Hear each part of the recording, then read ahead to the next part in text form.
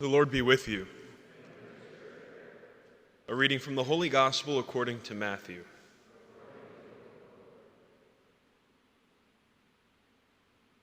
Jesus said to the crowds, "To what shall I compare this generation? It is like children who sit in marketplaces and call to one another. We played the flute for you, but you did not dance. We sang a dirge, but you did not mourn. For John came neither eating nor drinking, and they said, 'He is possessed by a demon.' The Son of Man came eating and drinking, and they said, 'Look, he is a glutton and a drunkard, a friend of tax collectors and sinners.'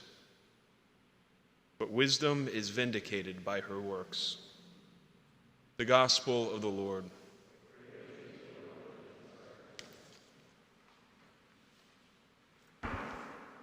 This time of Advent is one in which we come to greater recognize our need for a Savior.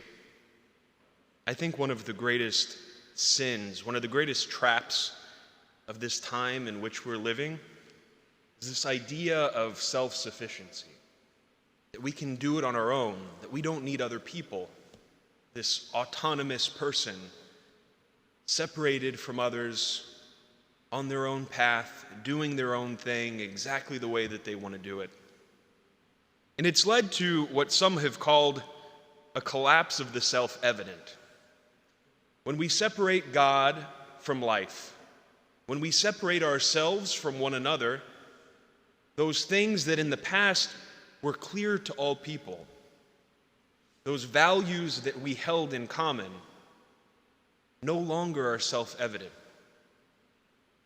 God has been separated from life in so many different ways, which has led to this very twisted idea of the self-made man, of the human person that can take upon themselves their own initiatives, their own ideas, can live according to the way that they see fit, separated from others, separated from that relationship with Christ. And we can see clearly the ramifications of this thinking.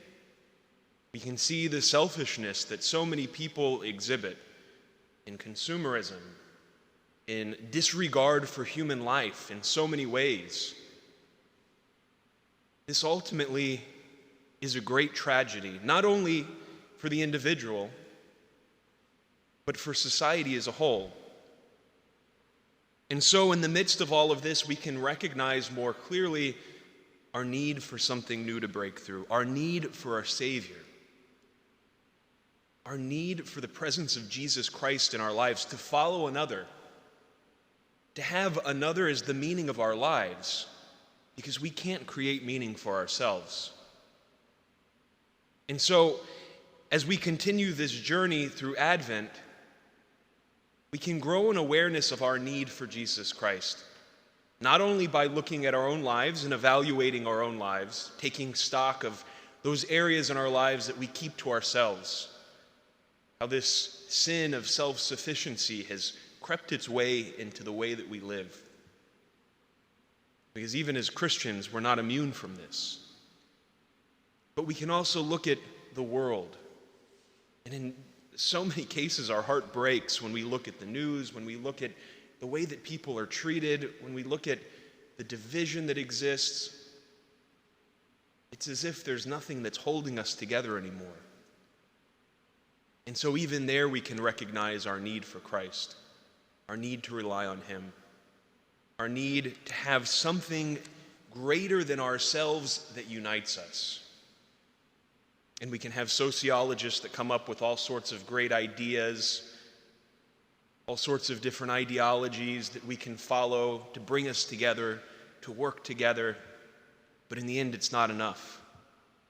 Because this collapse of the self-evident isn't the result of the failure of some great sociological idea, but it's the result of the separation of Christ from our lives. And so, brothers and sisters, as God tells the prophet Isaiah in our first reading, he says, "I, the Lord your God, teach you what is for your good."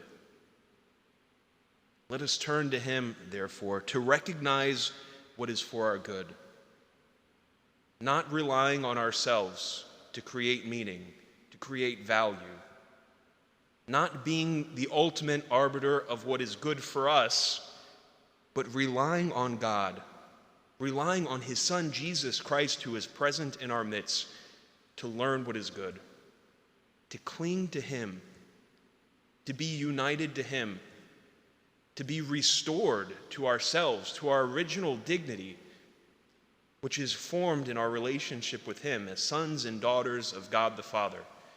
And so then to be reunited with our brothers and sisters in this world. This is ultimately what Christ has come for.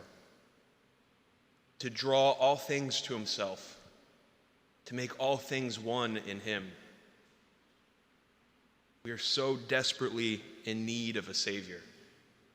Let us continue to turn to him to prepare our hearts for his coming at Christmas.